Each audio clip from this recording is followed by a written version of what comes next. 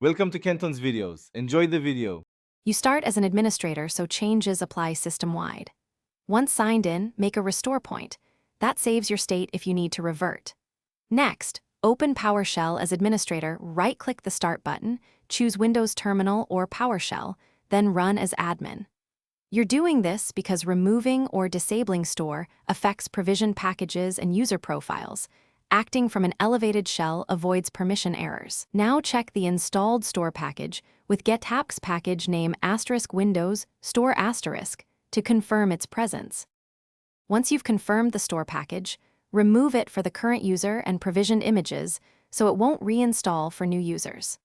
Run getapps package all users *Windows store * to list packages, then use remove apps package full name for each user entry.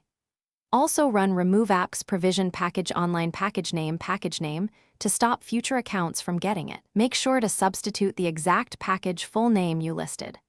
After those commands complete, restart Windows to ensure the changes take effect and services reload cleanly. You finish by preventing accidental reinstalls and verifying the change.